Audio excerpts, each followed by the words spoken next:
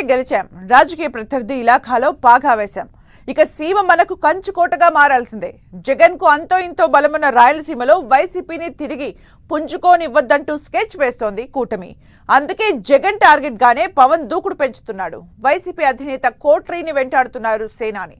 అభివృద్ధి పేరుతో చంద్రబాబు సీమవాసుల మనస్సు గెలుచుకునే ప్రయత్నం చేస్తున్నారు.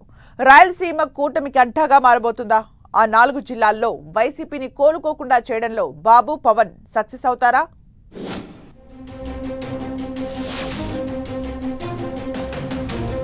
రాయలసీమను కంచుకోటగా మార్చుకునే ప్లాన్ లో కూటమి. దూకుడుగా పవన్, అభివృద్ధి మంత్రంతో చంద్రబాబు ఎత్తులు.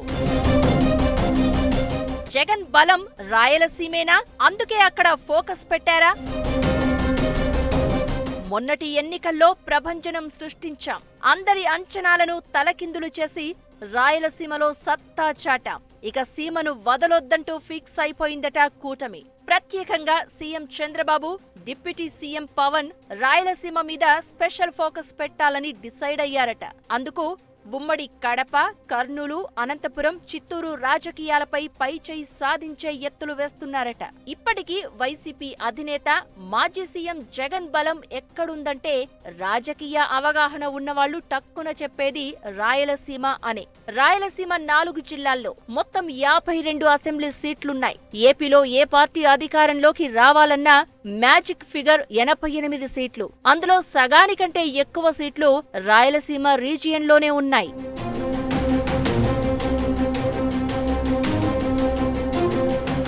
2024 ఎన్నికల్లో రాయలసీమలో వైసీపీ ఘోర ఓటమిని చవిచూసింది. ఆ 4 జిల్లాల్లో వైసీపీని దాదాపుగా జీరో చేసి పారేసింది కూటమి. కానీ ఆ పార్టీ మళ్లీ పుంజుకుంటే రాయలసీమలో స్వీప్ చేయడం కష్టం కాదన్న అభిప్రాయాలు ఉన్నాయి. రాయలసీమలో తిరిగి పట్టు సాధించి నెల్లూరు, ఒంగోలులో చెప్పుకోదగ్గ సీట్లు తెచ్చుకున్న కోస్తా జిల్లాల్లో ఏమాత్రం అనుకూలత పెరిగినా మరోసారి జగన్ సీఎం అవడం పక్కా అన్నది పొలిటికల్ ఎక్స్పర్ట్స్ అభిప్రాయం. అందుకే వైసీపీని రాయలసీమలోనే కోలుకోలేని దెబ్బ కొట్టాలని భావిస్తున్నారట డిప్యూటీ సీఎం పవన్. టీడీపీ అధినేత చంద్రబాబు అయితే చాణక్య వ్యూహాలనే అమలు చేస్తున్నారట.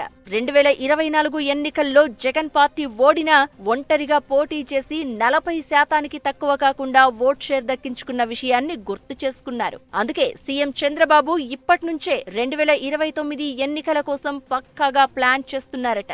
జనసేన, బీజేపీతో కలిసి రాబోయే ఎలక్షన్స్ ను ఫేస్ చేయాలని ఫిక్స్ అయిన చంద్రబాబు అందుకు తగ్గట్లుగా సర్వం సిద్ధం చేసుకుంటున్నారట. సీమలో జనసేన ప్రభావం ఉందని నమ్ముతున్నారట చంద్రబాబు. పవన్ కు ఉన్న ఫ్యాన్ ఫాలోయింగ్ కు టీడీపీ, బీజేపీ ఓట్లు యాడ్ అయితే మళ్లీ ప్రభంజనమే అని లెక్కలు వేసుకుంటున్నారట. రాయలసీమ యూత్ ను ఆకట్టుకునేలా పవన్ ను అస్త్రంగా వాడాలని డిసైడ్ అయ్యారట బాబు. అలాగే బలమైన సామాజిక వర్గం కూడా గ్లాస్ పార్టీకి అండగా ఉంది. దాంతో వచ్చే ఎన్నికల్లోనూ ఇదే రకమైన థియరీని అమలు చేయాలని ఎత్తులు వేస్తున్నారట. పక్కా వ్యూహంలో భాగంగానే తరచూ రాయలసీమ పర్యటనలు చేస్తున్నారట డిప్యూటీ సీఎం పవన్. ఈ మధ్య కడప వెళ్లి మరీ ఎంపీడీఓ మీద జరిగిన దాడిని ఖండించి వచ్చారు. ఏకంగా రాయలసీమలోనే క్యాంప్ ఆఫీస్ పెడతామంటూ ప్రకటించేశారు. రాయలసీమ మీ జాగీరు కాదు, గూండాగిరి చేస్తే ఊరుకునేది లేదంటూ వార్నింగ్ ఇచ్చారు పవన్. లేటెస్ట్ గా కర్నూలు జిల్లాకు వెళ్లి డేలాంగ్ ప్రోగ్రాం పెట్టుకుని గ్రీన్ కో ప్రాజెక్టు పనులను పరిశీలించారు. త్వరలో కడపలో పర్యటించి సజ్జల రామకృష్ణారెడ్డి కుటుంబ సభ్యుల ఆధీనంలో ఉన్నాయని ఆరోపిస్తున్న అటవీ భూములను పరిశీలిస్తారట.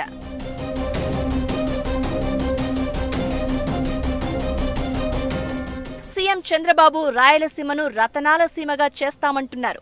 వాటర్ రిసోర్స్ మీద ఫోకస్ పెట్టి కరువు ప్రాంతంగా పేరున్న సీమలో పచ్చని పంటలు పండేలా చేయాలని భావిస్తున్నారట. గత ఏడాది గోదావరి, కృష్ణానది జలాలు దాదాపు 6000 టీఎంసీలు సముద్రంలో వృధాగా కలిసిపోయాయని, ఏపీ ప్రజలు అందులో 350 టీఎంసీలు మాత్రమే వాడుకోగలిగారు అని అంటున్నారు చంద్రబాబు. సముద్రంలో కలిసే నీళ్లు వ్యవసాయానికి, ఇతర అవసరాలకు వాడుకుంటే రాయలసీమ రతనాల సీమగా మారుతుందని ఆ దిశగా ప్రయత్నాలు చేస్తున్నట్లు చెప్పుకొచ్చారు.